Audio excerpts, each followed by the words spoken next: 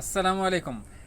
একটা গুরুত্বপূর্ণ বিষয় সম্পর্কে জানবো যে আম হারভেস্ট করার পরে যে এই যে পুষ্পমঞ্জরি এটা রয়ে গেছে, যেটার মধ্যে আমের মুকুল বা আম ধরে থাকতো, এটা আম হারভেস্ট করার পরে আমরা করি কি আমটা নিয়ে যাই, কিন্তু এটা হারভেস্ট করার পরে এই পুষ্পমঞ্জরিটা আমরা ফেলে দেই না।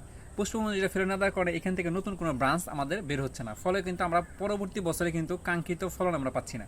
কারণ যত ব্রাঞ্চ বেশি হবে তত আমগুলো বেশি আসবে, কারণ এইটা একা একা মরে গিয়ে এখান থেকে কুশি বের হওয়াটা অনেক সময় সাপেক্ষ বিষয়। এর জন্য যখনই আমরা আম হারভেস্ট করব, তখন এইখান থেকে আম শুধু এখান থেকে কাটবো না, এইখান থেকে আমরা কাটবো না, আমরা কাটবো হচ্ছে পরবর্তী গিট। এই গিটের পরবর্তী গিট দেখেন, এখানে কিন্তু একটা গিট আছে, হ্যাঁ, এই যে এই গিটের পরবর্তী গিট থেকে আমরা এখানে অ্যাঙ্গেল করে আমরা এখান থেকে একটু গিটের আগে থেকে এখানে বিসমিল্লাহির রহমানির রহিম এই যে এইভাবে কিন্তু কেটে দেবো। বাস এখান থেকে যখন আমরা কেটে দিলাম, কেটে দেওয়ার পর এই সাইড থেকে কিন্তু আমাদের কিন্তু কুশিগুলো বের হবে।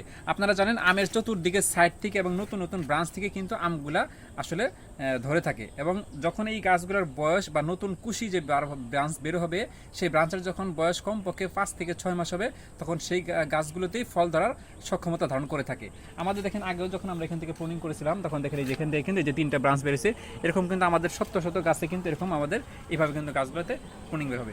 এইভাবে যদি আপনারা করে থাকেন, অবশ্যই আপনাদের কাছে অত্যন্ত ফল বেশি ফলন হবে, আলহামদুলিল্লাহ।